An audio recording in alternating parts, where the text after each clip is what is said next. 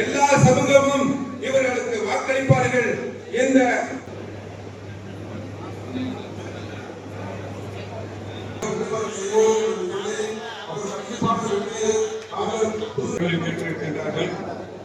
அவர்கள் அங்கே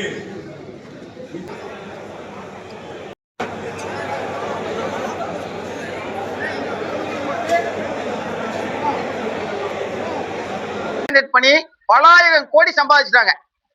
அதனால இந்த எலெக்ஷனை எங்கேயுமே பார்க்க முடியல, எலெக்ஷன் வேலையை பார்க்க முடியல, வேற ஏதோ வேலை பார்த்துக்கிட்டு இருக்காங்க.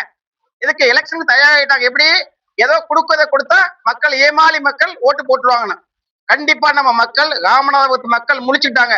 போதுண்டாப்ப உங்களுக்கு நீங்க கொடுத்தது நாங்க வாங்கினது, இனிமே எங்க சந்ததியை காப்பாத்துறோம், எங்களை காப்பாத்திக்கிறோம், எங்க பிள்ளைங்களை காப்பாத்துறோம்னு எதுவுமே இல்லாம ஜனநாயக முறையில ஃபர்ஸ்ட் டைமா இந்த தேர்தல் நடக்க போதும் நான் நம்புறேன். முதல்ல மீனவர்களுக்கு அவங்க பிரச்சனையை பெர்மனண்டா சொல்யூஷன் கொடுக்கும்.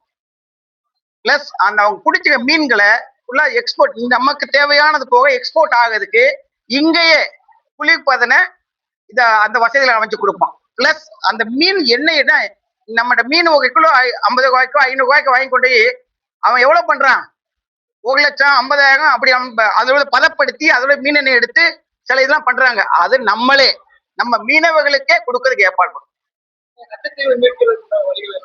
இந்த கச்சத்தீவு மீட்டுங்கிறது லைக் நம்ம பண்ணல தவறு.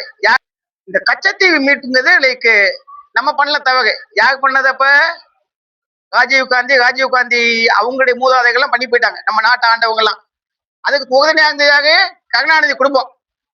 சோ இந்த குடும்பம் ரெண்டுமே சேர்ந்து மகிழ்ச்சி. கண்டிப்பா கச்சத்தீவு நம்ம கையில வரப்போகுது. பிரதமர் வெளியுறவுத்துறை அமைச்சரும் பயங்கரமா ஒப்பிட்டு இருக்காங்க. கச்சத்தீவு நம்ம நாட்டோட நம்மளுடைய எல்லைக்குள்ள கண்டிப்பா நடக்கும். இதுக்கான டைம் எடுக்கும். நாங்க இதை சொல்ல முடியாது இல்லையா, எங்க வெளியுறவுத்துறை அமைச்சர் சொல்லணும். ஆல்ரெடி பேச்சுவார்த்தை நடந்தது. கச்சத்தீவு நம்ம மக்களுக்கு நமக்கு ஜஸ்ட் லைக் தான் இந்த கோயில போய் சாமி கும்பிட முடியும். நம்ம எப்படி நம்ம ராமேஸ்வரம் கோயிலுக்கு போகுமோ கச்சத்தீவுல அந்த கிறிஸ்டின் அந்தோணி அம்மா கோயிலுக்கு கண்டிப்பா போய் சாமி கும்பிட முடியும்.